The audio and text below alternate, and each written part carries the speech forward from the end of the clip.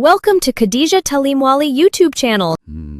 1997 से लेकर 2006 के दरमियान अगर हम अमरीकी मईशत को देखें तो ख़वातीन के कारोबार में लगभग 42% का इजाफा हुआ, जो कि मतलब ये खुद भी एक बड़ा नंबर है।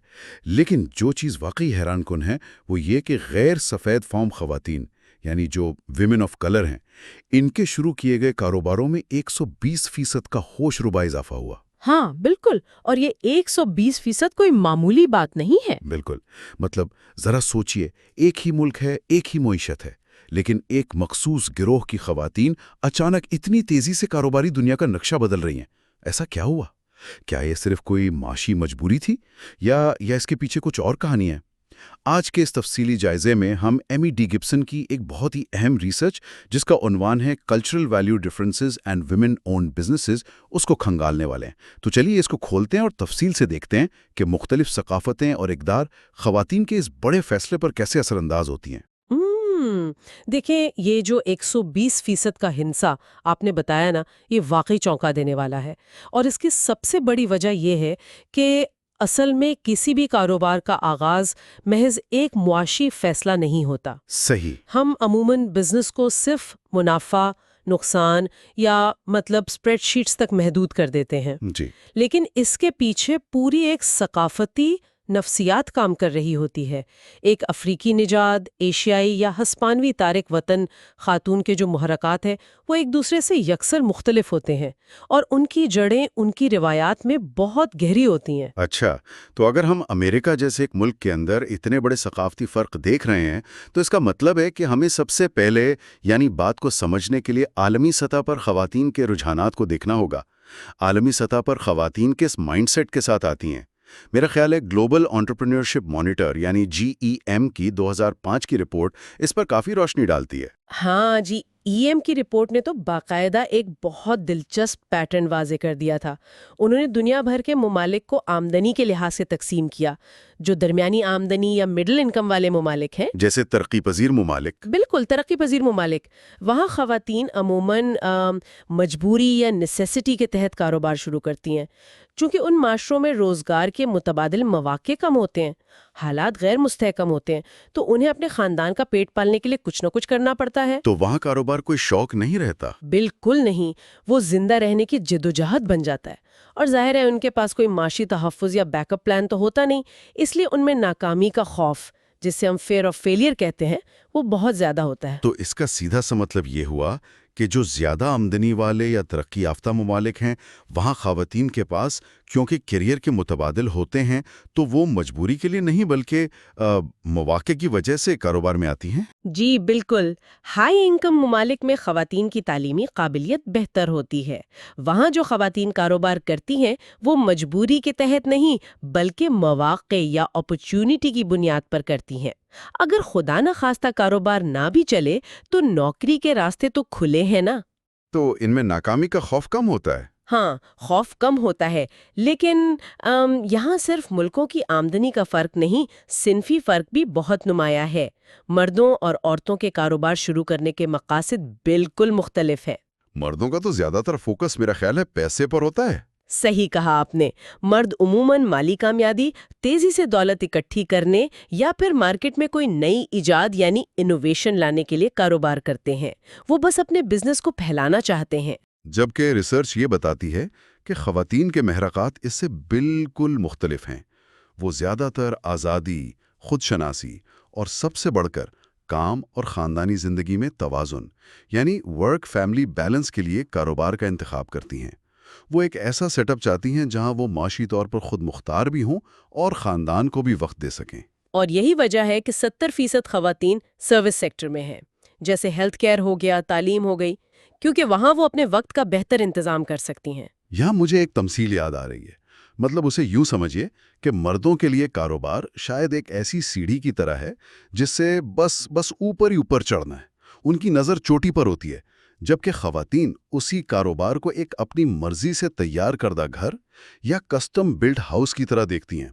उनके लिए सिर्फ ऊंचाई अहम नहीं, बल्कि घर में सुकून, खिड़कियां और दरवाजे मुनासिब जगह पर होना ज़्यादा ज़रूरी है, ताकि बाहर के काम और अंदर के सुकून में तवाज़ुन रहे। زبردست! یہ گھر والی تمثیل واقعی بہت موزوں ہے۔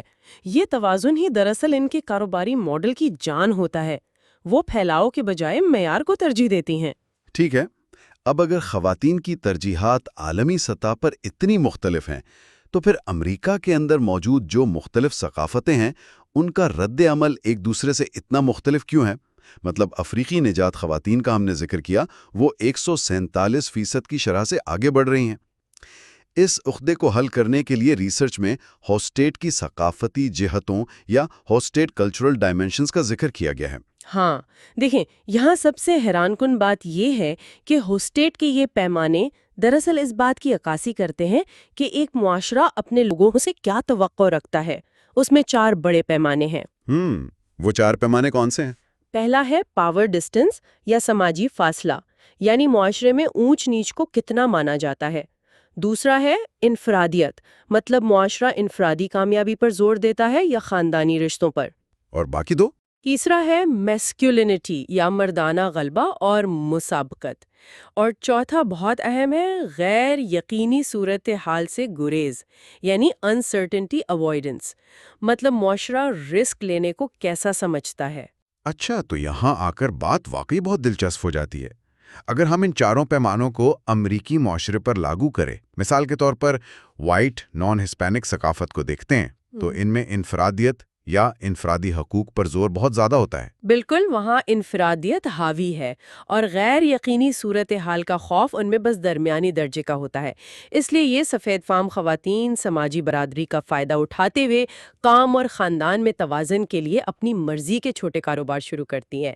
وہ بس زندگی کا کنٹرول اپنے ہاتھ میں لینا چاہتی ہیں۔ لیکن جب ہم افریقی نژاد یعنی افریقن امریکن خواتین کی بات کرتے ہیں جن کی گروتھ 147% رہی، تو کاغذ پر ان کے پیمانے سفید فام آبادی سے ملتے جلتے ہیں۔ پھر ان کا کاروباری انداز اتنا مختلف کیوں ہے؟ اس کی وجہ ان کے سماجی روابط میں ہے۔ افریقی نژاد امریکیوں میں خاندانی اور کمیونٹی کے روابط قدرے مضبوط ہوتے ہیں۔ جب وہ کوئی کاروبار شروع کرتی ہیں تو ان کا مقصد صرف اپنا فائدہ نہیں ہوتا، وہ چاہتی ہیں کہ ان کی کمیونٹی کی دوسری خواتین کو بھی روزگار ملے۔ وہ سب کو ساتھ لے کر چلتی ہیں۔ بالکل، وہ اپنی کمیونٹی کو بھی اوپر کھینچنے کی کوشش کرتی ہیں۔ نہیں، لیکن یہاں میرا ایک سوال ہے۔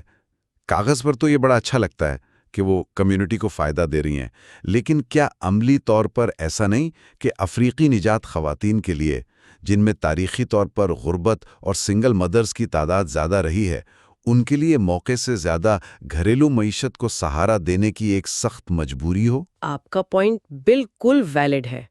ہم معاشی حقائق کو نظر انداز نہیں کر سکتے۔ اکیلے بچوں کی پرورش اور شدید مالی دباؤ ایک بہت بڑا محرک ہوتے ہیں۔ ان کے لیے واقعی یہ ایک معاشی ضرورت اور مجبوری بن جاتا ہے۔ لیکن کمال کی بات یہ ہے کہ وہ اس مجبوری کے آگے ہار نہیں مانتی۔ وہ اس سے لڑتی ہیں؟ ہاں، وہ ان چیلنجز کو ایک کاروباری شکل دے کر باقاعدہ مواقع پیدا کر لیتی ہیں۔ وہ حالات کی سختی کو اپنے حق میں استعمال کرنا جانتی ہیں۔ واقعی کمال کی بات ہے۔ اچھا، اب ہم ان ثقافتوں کا رخ کرتے ہیں جو ہجرت کر کے آئی ہیں اور جن کی روایات بالکل مختلف ہیں۔ ہسپانوی یا خاص طور پہ میکسیکو کی ثقافت کی بات کرتے ہیں۔ ہسپانوی ثقافت کو سمجھنے کے لیے ہمیں سماجی فاصلہ اور روایتی مردانہ کردار والے پیمانوں کو دیکھنا ہوگا۔ وہاں پاور ڈسٹنس بہت زیادہ ہے اور مردانہ غلبہ بھی کافی حاوی ہے۔ انفرادیت کم ہے، جس کا مطلب ہے کہ خاندان کے تحت وفاداری سب سے اوپر ہے۔ تو اس کا مطلب ہے کہ ایک ہسپانوی خاتون کے لیے کاروبار شروع کرنا تو ایک انتہائی متنازع مرحلہ ہوتا ہوگا، کیونکہ ایک طرف روایات کہتی ہیں کہ عورت گھر سنبھالے گی اور دوسری طرف وہ بزنس کر رہی ہے۔ اس سے تو گھریلو زندگی میں شدید تصادم پیدا ہوتا ہوگا۔ ہاں، وہ روزانہ اس تصادم یا کانفلکٹ کا سامنا کرتی ہیں۔ ان خواتین کے لیے یہ 2 مختلف دنیاؤں میں توازن قائم رکھنے کی جدوجہد ہے، اور وہ یہ جنگ اپنی ذاتی آزادی کے لیے نہیں لڑتی۔ پھر کس لیے لڑتی ہیں؟ خاندان کی بقا اور ان کی مالی مدد کرنے کے لیے۔ ہسپانوی خواتین کے کاروبار کرنے کی سب سے بڑی وجہ ہی خاندان کو معاشی سپورٹ دینا ہوتی ہے۔ یہ تو واقعی خاندان کے لیے ایک بہت بڑی قربانی ہے۔ چلیں اب ایشیائی ثقافتوں پر بات کرتے ہیں، جیسے جاپان، چین، جنوبی کوریا اور بھارت وغیرہ۔ ایشیائی ثقافتوں میں جو چیز سب سے نمایاں ہے وہ ہے ناکامی کا خوف۔ ان معاشروں میں غیر یقینی صورتحال سے بچنے کی کوشش یعنی انسرٹنٹی اوائیڈنس بہت زیادہ ہوتی ہے۔ کاروبار میں ناکامی کو صرف پیسوں کا نقصان نہیں سمجھا جاتا بلکہ اسے ایک سماجی ہزیمت اور شرمندگی کا باعث مانا جاتا ہے۔ لیکن ایک منٹ، کاروبار کا تو بنیادی اصول ہی رسک لینا ہے نا؟ اگر وہ ناکامی سے اتنا ڈرتی ہیں تو پھر تو عملی طور پر ان کے کاروبار زیادہ تر فیل ہو جانے چاہیے۔ یہی تو اس ریسرچ کا سب سے چونکا دینے والا پہلو ہے۔ حقیقت اس کے بالکل الٹ ہے۔ چونکہ ایشیائی خواتین ناکامی اور شرمندگی سے بہت زیادہ ڈرتی ہیں، اس لیے وہ اندھا دھند خطرات مول نہیں لیتیں۔ وہ اتنی مکمل تیاری اور پلاننگ کے ساتھ قدم اٹھاتی ہیں کہ غلطی کی گنجائش ہی نہ رہے۔ اچھا، یعنی وہ رسک کو کیلکولیٹ کرتی ہیں۔ بالکل، اور اعداد و شمار بتاتے ہیں کہ 1997 سے 2000 کے دوران کے کٹھن دور میں بھی ایشین امریکن خواتین کے کاروبار کا سروائیول ریٹ 70% رہا۔ یہ تمام گروپس میں سب سے زیادہ ہے۔ کیا بات ہے! ثقافتی دباؤ کا یہ کردار واقعی حیران کن ہے۔ مجھے تو یہ ایسا لگتا ہے کہ جیسے ثقافتی دباؤ دراصل ایک لنگر کا کام بھی کرتا ہے جو بحری جہاز کو روکے رکھتا ہے ناکامی کے خوف سے۔ لیکن اگر اسے درست سمت مل جائے تو وہی خوف ایک بادوبان بن جاتا ہے جو ناکامی کے خوف کو کامیابی کے ایندھن میں بدل دیتا ہے۔ بالکل درست تشبیہ دی آپ نے۔ وہ خوف کو ڈھال بنا لیتی ہے اور محتاط رویے کو اپنا سب سے بڑا ہتھیار۔ تو ان سب باتوں کا آخر مطلب کیا ہے؟ ہم نے اتنی ساری ثقافتوں کو دیکھا، یہ تمام ثقافتیں جو ہجرت کر کے آئی ہیں مستقبل میں کیسی شکل اختیار کریں گی؟ کیا یہ ہمیشہ ایسی ہی رہیں گی؟ نہیں، ایسا نہیں ہوتا۔ سماجیات میں اسے کلچرل ڈیفیوژن یا ثقافتی ملاپ کہتے ہیں۔ جیسے جیسے ایشیائی اور ہسپانی تارکین وطن کی اگلی نسلیں امریکی اقدار کو اپنائیں گی، ان میں نمایاں تبدیلیاں آئیں گی۔ یعنی وہ انفرادی حقوق اور مسابقت کو اپنائیں گی؟ جی ہاں، وہ زیادہ مسابقتی ہو جائیں گی، خطرہ مول لینے والی اور اپنے کاروبار کو محض خاندان تک محدود رکھنے کی بجائے اسے بڑے پیمانے پر پھیلانے والی بن جائیں گی۔ البتہ اگر ہم اس کو وسیع تر تناظر میں دیکھیں تو محققین کا ماننا ہے کہ ہمیں گلوب یا RVS جیسے ماڈلز کے ذریعے مزید ڈیٹا اکٹھا کرنے کی ضرورت ہے تاکہ اس ارتقائی عمل کو مزید بہتر سمجھا جا سکے۔ تو سننے والوں کے لیے اس پوری بحث کو اگر میں سمیٹوں تو بات یہ ہے کہ کاروبار کا مطلب صرف نفع نقصان کا گوشوارہ نہیں ہے، یہ دراصل اس ثقافتی پس منظر اور روایات کا عملی اظہار ہے جس میں ایک انسان پروان چڑھتا ہے۔ اب شاید جب ہم اپنے ارد گرد کسی خاتون کا کاروبار دیکھیں تو اسے ایک نئے اور گہرے زاویے سے دیکھ پائیں گے۔ بالکل، اور اس پوری تحقیق پر بات کرنے کے بعد میرے ذہن میں ایک سوال ابھرتا ہے جس پر شاید عام طور پر بات نہیں ہوتی۔ وہ کیا؟ دیکھیں، آج تک کاروباری دنیا کی کامیابی کا پیمانہ بے تحاشا پھیلاؤ اور اندھی جدت ترازی کو سمجھا جاتا ہے، جو کہ ایک روایتی مردانہ سوچ ہے۔ لیکن خواتین جس طرح کوالٹی اور ورک لائف بیلنس پر توجہ دے رہی ہیں، کیا ایسا تو نہیں کہ مستقبل کی پائیدار معیشت یعنی سسٹینیبل اکانومی کا اصل راز دراصل خواتین کا یہی متوازن کاروباری انداز ہو؟ ایک ایسا راز جسے دنیا ابھی تک پوری طرح سمجھ ہی نہیں پائی ہے۔ یہ واقعی ایک بہت ہی زبردست اور سوچنے پر مجبور کر دینے والا خیال ہے، اور اسی سوال کے ساتھ ہم آج کے Thank you اس for تفصیلی watching جائزے کو Khadija یہیں ختم کرتے ہیں۔ Talimwali YouTube channel.